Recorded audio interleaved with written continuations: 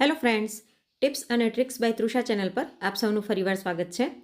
દિવાળીમાં આપણે ઘરની સફાઈ કરીએ એટલે ઘણા બધા જૂના કપડાં નીકળ્યા હોય, તો ઘણી વખત એમ થાય કે દર વખતે જૂના કપડાં દઈને વાસણ લેવા એના કરતાં આનો કંઈક ઉપયોગ થઈ જાય. તો આજે આપણે એ જૂના કપડાનો ઉપયોગ કરી અને સરસ મજાનું ગાડલું બનાવીશું, એ પણ મશીન વગર અને કટિંગ કર્યા વગર. તો અહીં મેં થોડાક જૂના કપડાં લઈ લીધા છે. આમાં જીન્સ સિવાયના તમે ગમે એ કપડાં લઈ શકો છો. જીન્સ નાખવાથી ગાડલું વજનવાળું થઈ જશે. બાકી ડ્રેસ, લેંઘા, કુર્તી, ચડ્ડા, પાયજામા ગમે તે લઈ શકો છો. હવે અહીં મેં એક ડબલ બેડનો ઓછાળ લઈ લીધો છે. તમારી પાસે ડબલ બેડનો ઓછાળ વધારે કે જૂનો ન હોય તો તમે સિંગલ બેડના 2 ઓછાળ પણ લઈ શકો છો. આને આપણે આવી રીતના ફોલ્ડ કરી લેવાનો છે, વાળી લેવાનો છે. અને તમારે ગાડલું જેવડી સાઇઝનું બનાવવું હોય એટલી સાઇઝ રાખવાની છે. જો ઓછાળ માપનો હોય તો વાંધો ન આવે, પણ મારે અહીં ઓછાળ થોડોક મોટો છે, તો ઓછાળને આપણે પહેલાં ઊંધો ફોલ્ડ કરવાનો છે. મેં તમને બતાવવા માટે આવી રીતના રાખ્યો હતો. હવે આપણે ઓછાળને ઊંધો ફોલ્ડ કરીશું. આવી રીતના લંબાઈમાં આપણે રાખવાનું છે. અને તમારે ગાડલું જે સાઇઝનું બનાવવું હોય એ સાઇઝનું ઓછાળ હોય તો વાંધો ન આવે, પણ મારે અહીં થોડોક મોટો છે એટલે સાઈડમાં હું હાથેથી સિલાઈ કરીશ, એમાં થોડોક પટ્ટો હું રાખી દઈશ. અને પહોળાઈમાં આટલું ગાડલું જોઈએ છે, તો આ સાઈડ પણ આટલી હું સિલાઈ કરી લઈશ. તો આપણે સિલાઈ કરવા માટે એક મજબૂત દોરો લઈ લઈશું. અહીં ગાડલા ગોદડા સીવવાનો જે દોરો હોય એ જ મેં લીધેલો છે, એટલે એકદમ મજબૂત હોય છે, તૂટે નહીં. તમારી પાસે આ ના હોય તો આપણે ઘઉં ભરીએ ત્યારે ઘઉંની બોરીમાં જે દોરા નીકળે ને એ દોરા ભેગા કરીને રાખી શકો છો, એ પણ એકદમ મજબૂત હોય છે. તો અત્યારે હું અહીં સાઈડમાંથી આટલો પટ્ટો મૂકીને સિલાઈ કરું છું, કેમ કે ઓછાળ મોટો છે એટલે ગાડલું બહુ મોટું થશે, એટલે આટલો મેં 1 વેચ જેટલો ભાગ મૂકી દીધો છે. તમારો ઓછાળ જો માપનો હોય તો તમે એની કિનારીએ જ આવી રીતના હાથેથી સિલાઈ કરી શકો છો. તો આપણે એકદમ નાના નાના ટેભા લઈને સિલાઈ કરતા જશું. તમને એમ થતું હશે કે આવી પીંછણ કરવી એના કરતાં કોઈકને દાન દઈ દેવા સારા કપડાં, તો આપણે એ પણ કરતા જ હોઈએ છીએ.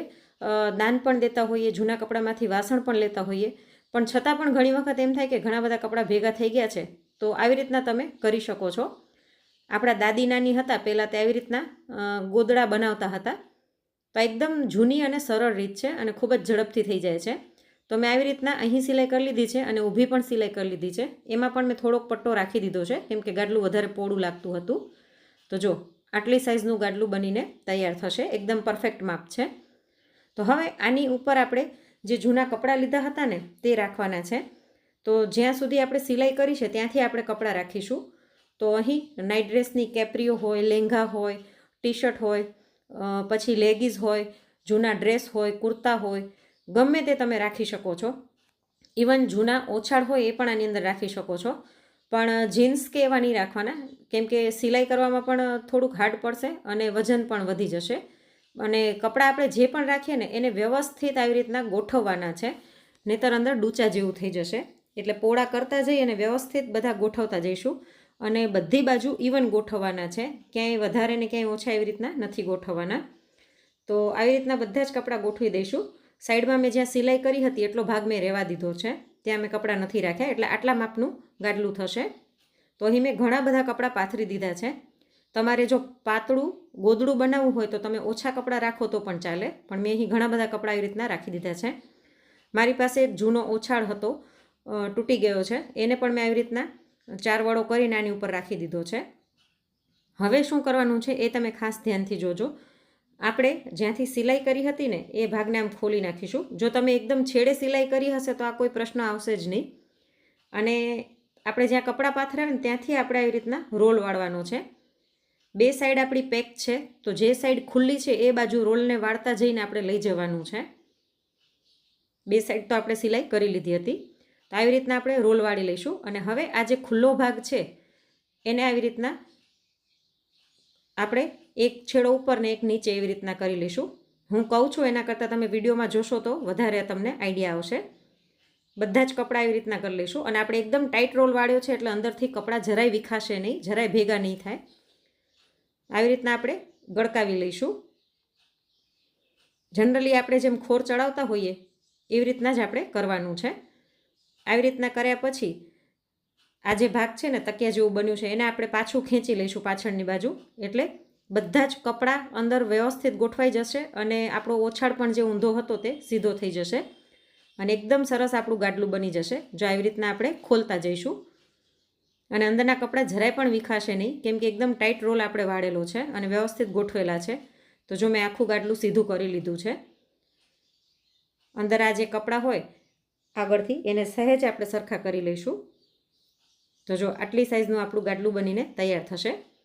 હવે આ જે ખુલ્લી બાજુ છે ત્યાં આપણે હાથેથી સિલાઈ કરવાની છે અને આ કામ ખૂબ ઝડપથી થઈ જાય છે. અડધીથી પોણી કલાકની અંદર તમારું ગાડલું બનીને તૈયાર થઈ જશે. અને આ ગાડલાનો ઉપયોગ તમે અગાસી ઉપર સૂવા જવા માટે કરી શકો છો. બારે ફળિયામાં ખાટલો હોય તો ખાટલા ઉપર રાખી શકો છો. તો આવી રીતના જે ખુલ્લો છેડો હતો એને અંદરની બાજુ દબાવીને આપણે ટાંકા લઈ લઈશું.